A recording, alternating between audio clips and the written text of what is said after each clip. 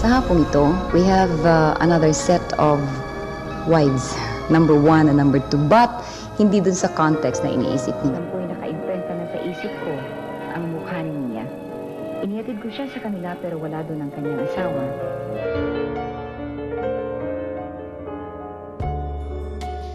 Ang reyna ng linggo ng hapon sa TV. Siya ay kasama natin noon sa pagluha sa Labing Leyor's Helen. Nag-host din siya ng Swerte sa 7 at Student Canteen at kalaunan ay naging newscaster. Sinimulan niya ang pagbabasa ng mga tula sa radyo sa Hating Gabi na slot. Noong 1967, siya ay kinasal kay Orly Punsalan na isa pang broadcaster, kung saan nagkaroon siya ng 2 anak, si Paulo Punsalan, isang senior pastor ngayon ng Victory Fort Bonifacio, at si Princess Punsalan, isang nurse at dating aktres. Naghiwalay sila makalipas ang 5 taon. Noong 1973, ikinasal ulit siya at nagkaroon siya ng isang anak. Ang Labing Leyor's Helen ay isang programa noong linggo ng hapon na pinapalabas sa GMA7 mula 1980 hanggang 1996. Ito ay naging isang TV drama mula sa isang pang-araw-araw na programa sa pagpapayo sa radyo na may parehong pamagat na orihinal na pinalabas sa AM station ng DCBB ng GMA. Ang bawat yugto ay batay sa buhay ng isang nagpapadala ng sulat. Ang bersyon ng radyo ng palabas ay nagpatuloy na ipalabas sa mga araw ng linggo kahit ng bersyon ng TV ay ginagawa. Pagkalipas na 16 na taon, ang Labing Leyor's ay sumikat mula sa telebisyon ng Pilipinas na may isang espesyal na pasasalamat na palabas sa hapon. Kahit na maraming mga palabas na dumating pagkatapos nito na may parehong format, si Helen Vela at Labing Leyor's ay isang bagay na hindi maaaring gayahin ng sinuman. Sa paraang ito ay naging bahagi tayo ng nakaraan na tiyak na namimiss ng mga manonood. Sa isip ko ang mukha niya. Inihatid ko siya sa kanila pero wala doon ang kanyang asawa.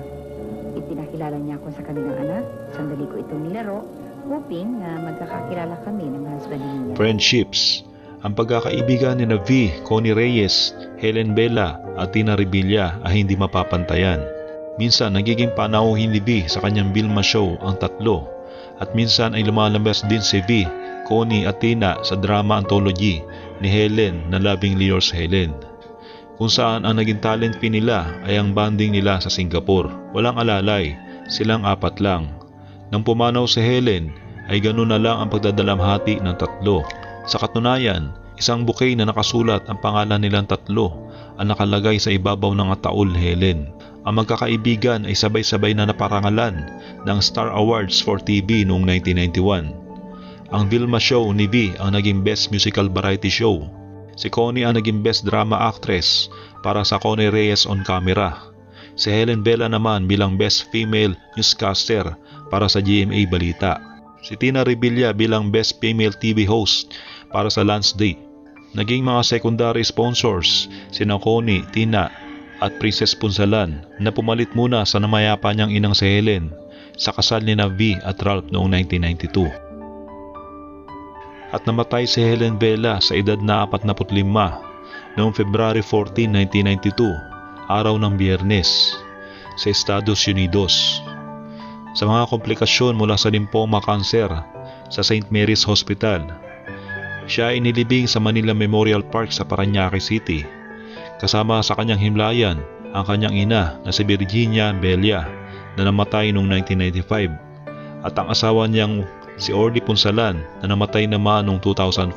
Siya ay posthumous inducted bilang isang star sa Eastwood City Walk of Fame, Philippines noong December 2011. I-click lamang subscribe at notification bell button sa baba para lagi kang updated sa mga videos ko. Salamat sa panonood. Ingat po tayo lagi.